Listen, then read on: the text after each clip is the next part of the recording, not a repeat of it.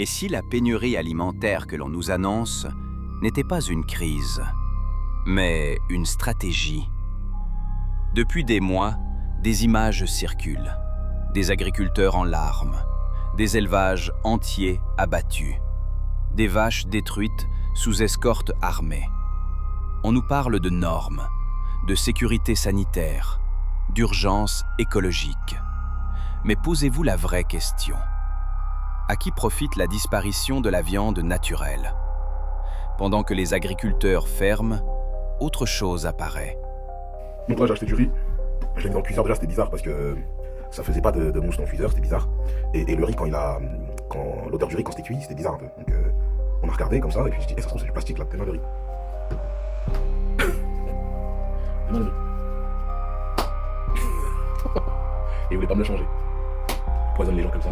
Des aliments, nouvelle génération. De la viande artificielle en vente aux États-Unis, on t'explique de quoi il s'agit. Alors on ne parle pas des steaks de soja ou autres substituts végétaux, mais bien de viande créée en laboratoire, des porcs, des poissons, des insectes. Pour faire grandir ces cellules, les chercheurs les développent dans un milieu de culture composé d'acides aminés, d'oligo-éléments, de vitamines. Les cellules sont ensuite alimentées avec des glucides, des protéines, etc. Puis elles se multiplient pendant plusieurs semaines jusqu'à former un tissu musculaire semblable à une viande. En théorie, aucun animal n'est tué dans le processus. Mais certaines entreprises cultivent les cellules avec du sérum de veau fœtal obtenu en abattant des vaches en gestation.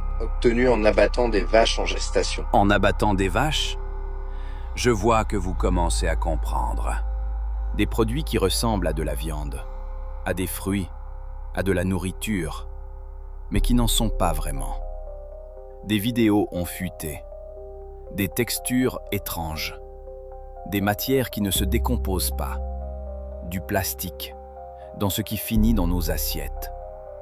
On vous dira que ça n'arrivera jamais en France, que l'Europe protège ses citoyens, que tout est contrôlé. Et pourtant, ces produits existent déjà, discrètement, progressivement. Les lois karmiques leur imposent de nous prévenir. Alors la question n'est plus si, mais jusqu'où? Pourquoi détruire ceux qui nourrissent? Pourquoi remplacer le vivant par l'artificiel? Comment stopper tout ça? Et surtout, comment sauver les futures générations? Tant de questions. Mais bon, heureusement que tout ça n'est qu'une théorie, n'est-ce pas? Vous voulez connaître mon avis? Eh bien, je ne peux pas tout vous dire dans cette vidéo.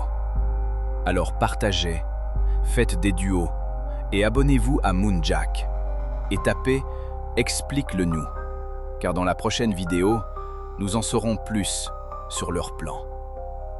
Et souvenez-vous, la vérité est souvent plus sombre que vous ne le croyez.